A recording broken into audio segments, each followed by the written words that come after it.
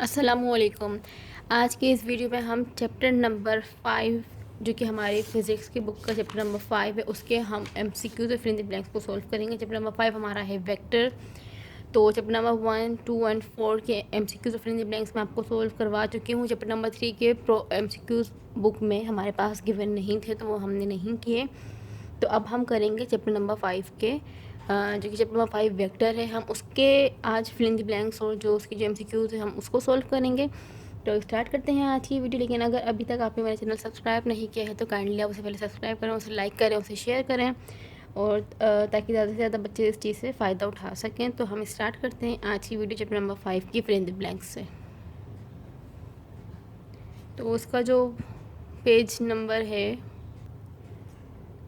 Book के page number 82 पे chapter 5 की फिल इन द ब्लैंक्स से पेज नंबर 82 आप खोलें। उसके अंदर यह 5.2 पर लिखा हुआ है फिल इन द ब्लैंक्स। हम ये सॉल्व करेंगे जिसके अंदर 8 फिल इन द ब्लैंक्स हैं। तो जो हमारे पास पहले यहाँ पे है उसमें क्या लिखा है, a dash has only magnitude, मतलब हमें मैग्नीट्यूड क्या बताता है, सिर्फ स्केलर है जिसमें हमें मैग्नीट्यूड मालूम होता है। और वेक्टर क्या होता है, उसमें हमें मैग्नीट्यूड के साथ साथ डायरेक्शन भी मालूम होती है। तो यहाँ जो फिल इन द ब्लैंक्स है नंबर 1 में, उसमें क्या लिखा है, a dash has only magnitude. तो ये बात हमें बहुत अच्छे से मालूम है कि क्या है कि स्केलर SCALAR, ठीक है, स्केलर हैज़ ओनली मैग्नीट्यूड। अच्छा, उसके बाद आगे क्या लिखा हुआ है, a dash has magnitude as well as direction, के इसका मैग्नीट्यूड भी होता है और साथ में डायरेक्शन भी होती है। तो वो हमें पता है वो क्या है, वो हमारे पास है वेक्टर। तो वेक्टर क्या होता है, वेक्टर की हमें डायरेक्शन भी मालूम होती है और हमें इसका मैग्नीट्यूड भी मालूम होता है। सही, अब हम देखते हैं यहाँ पे हमारे पास जो थर्ड ब्लैंक है उसमें देखते हैं क्या लिखा है। A vector is represented by a straight line in such a way that its length indicate dash and arrowhead indicate dash of the vector। कि हमारे पास जो एक वेक्टर होता है उसमें एक स्ट्रेट लाइन बनी होती है ना, ठीक है, एक स्ट्रेट लाइन होती है, सामने एरो बना होता है। तो वही कह रहे हैं कि जो स्ट्रेट लाइन की जो लेंथ है वो क्या इंडिकेट करता है, हमें वो बताना है। और जो सामने उस पर जो एरो बना हुआ होता है वो क्या इंडिकेट करता है। तो जो हमारे पास लेंथ होती है उस वेक्टर की जो हम ड्रॉ करते हैं, तो उसकी जो लेंथ है वो इंडिकेट करता है उसके मैग्नीट्यूड को, और जो एरो है वो इंडिकेट करता है उसकी डायरेक्शन को। तो यहाँ पर जो दो ब्लैंक हैं, एक में हमारे पास आ जाएगा डायरेक्शन, मतलब कि वो जो एरो की जो लेंथ है वो डायरेक्शन को इंडिकेट करती है और जो उसका जो एरो है वो डायरेक्शन को। तो यहाँ पे क्या आ जाएगा, यहाँ पे आ जाएगा मैग्नीट्यूड,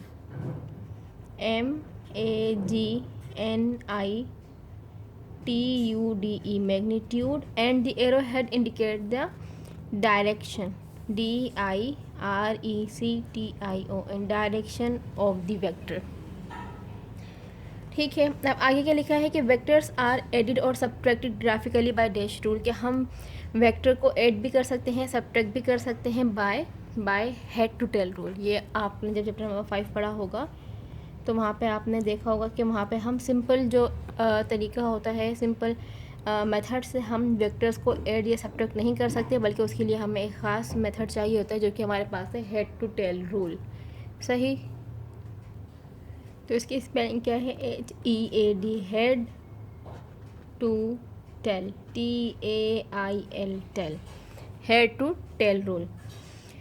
अच्छा, उसके बाद फिफ्थ हमारे पास जो ब्लैंक है उसमें क्या लिखा है कि दी angle between the rectangular component of a vector, इसके जो रेक्टेंगुलर कंपोनेंट के दरमियान जो एंगल होता है वो क्या होता है। तो हमारे पास रेक्टेंगुलर कंपोनेंट के दरमियान जो एंगल होता है वो होता है राइट एंगल या फिर 90 डिग्री का एंगल। तो हम यहाँ पे दोनों ही ऑप्शन लिख सकते हैं, मैं यहाँ पे दोनों लिख रही हूँ। तो अगर हमारे पास इसे एमसीक्यूज़ में अगर 90 डिग्री आएगा तो हम 90 डिग्री पर टिक करेंगे, और अगर राइट एंगल लिखा हुआ आएगा तो हम राइट एंगल पर टिक करेंगे। सही, तो हमारे पास क्या है कि रेक्टेंगुलर कंपोनेंट के दरमियान जो एंगल होता है वो क्या होता है, वो होता है राइट एंगल।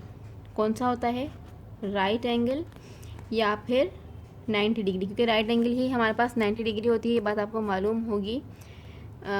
तो ये हो गया 90 डिग्री। ठीक है, 90 डिग्री भी आप लिख सकते हैं और राइट एंगल भी, जो आपको ऑप्शन हो वहाँ पे तो आप वो देख के लिख दें। अच्छा, उसके बाद हमारे पास क्या है 6 पे, the x and y component of a force acting at an angle of theta with the x axis are given by, कि मतलब ये जो एक्स और वाई कॉम्पोनेंट जो है फोर्स के और वो एंगल बना रहे हैं, तो उसका जो एफ एक्स होगा वो क्या होगा और जो एफ वाई होगा वो क्या होगा। तो ये जब हमने चैप्टर नंबर 5 समझा था तो उसके अंदर मैंने ड्राइव करवाई थी आपको रेजोल्यूशन ऑफ अ वेक्टर, तो वहाँ पे हमने एफ एक्स और एफ वाई को फाइंड किया था। तो ये वही फार्मूला हमें यहाँ पे लिखना है। तो एफ एक्स इक्वल होता है एफ कोस थीटा के और एफ वाई इक्वल होता है एफ साइन थीटा की। ये बात आप भी जानते हैं,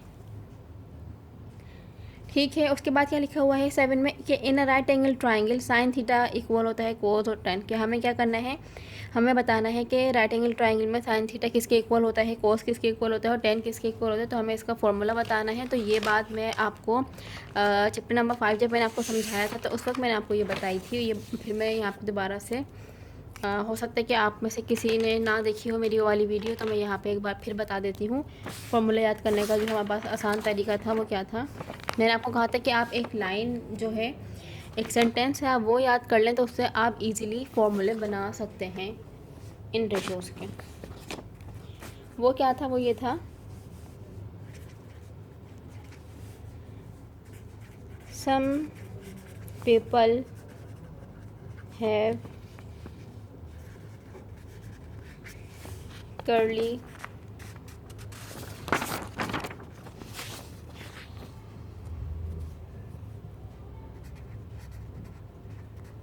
black hair. Some people have curly black hair till painted brown. ठीक है, ये आप लाइन एक याद कर लें कि some people have curly black hair till painted brown. अब हम क्या करेंगे, यहाँ से फॉर्मूला बनाएंगे। सम का एस है तो यहाँ से आप समझें ये हो गया साइन थीटा। फिर क्या है, पीपल है, उसका पी आप ले लें। पी क्या होता है, परपेंडिकुलर है तो ऊपर आ जाएगा परपेंडिकुलर। और उसके बाद क्या है, हैव मतलब हाइपोटेनस एच है तो यहाँ पे आ जाएगा हाइपोटेनस। ये बन गया हमारे पास साइन थीटा का फॉर्मूला। उसके बाद लिखा हुआ है कर्ली ब्लैक हेयर, तो सी से क्या आता है, सी से होता है कॉस थीटा। तो कॉस थीटा इक्वल है, उसके बाद क्या लिखा है, बी है तो ये हो जाएगा बेस, फिर हो जाएगा अपॉन हेयर है मतलब हाइपोटेनस, तो कॉस थीटा इक्वल हो जाएगा बेस अपॉन हाइपोटेनस के। उसके बाद क्या है, टेल, टी मतलब टेल है, टी मतलब टेन थीटा इक्वल पेंटेड का पी है तो इसका मतलब ऊपर आ जाएगा परपेंडिकुलर और नीचे मतलब ब्राउन है तो नीचे आ जाएगा बेस। तो इस तरीके से इस एक सेंटेंस से हमने ये तीनों फॉर्मूले बना लिए हैं। ये अक्सर बच्चों को याद नहीं होते, तो लाइन सिंपल इतनी सी एक सेंटेंस हमें याद करने के, some people have curly black hair till painted brown, और यहाँ से हमने ये फॉर्मूले बना लिए हैं और यही हमें मतलब यही हमें जो है वहाँ पे फिल करना है। तो कर लेते हैं, पेज नंबर 82 था इसका।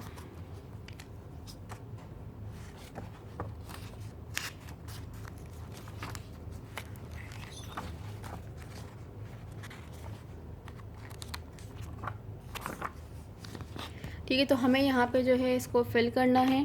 क्या लिखा हुआ है कि साइन थीटा किसके इक्वल है, कोस किसके इक्वल है और टेन किसके इक्वल है। सिंपल हम इसको यहाँ पे इसकी वैल्यू मतलब ये जो हमने फॉर्मूला बनाया है हम वो लिख देंगे। साइन थीटा किसके इक्वल है, सम पीपल हैव के मतलब परपेंडिकुलर अपॉन हाइपोटेनस। तो ये मैं सिंपल पी और एच लिख रही हूँ क्योंकि यहाँ पे जगह कम है, तो आप पूरा ही वहाँ पे लिख लीजिएगा परपेंडिकुलर और हाइपोटेनस, ठीक है। कॉस थीटा इक्वल होता है बेस अपॉन हाइपोटेनस के, कर्ली ब्लैक हेयर, और फिर क्या है, till painted brown, till painted brown मतलब परपेंडिकुलर अपॉन बेस, ठीक है।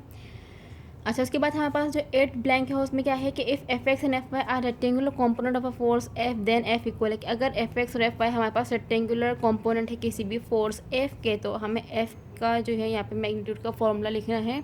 तो ये हमने किया था रिजल्टेंट वेक्टर जब हमने ड्राइव की थी, एडिशन ऑफ अ वेक्टर जो हमने किया था, तो उसके अंदर ये हमने ये फार्मूला भी ड्राइव किया था। तो जिसका फार्मूला क्या था कि एफ इक्वल होता है F x square plus F y square, ठीक है। एफ इक्वल होता है under root F x square plus F y square.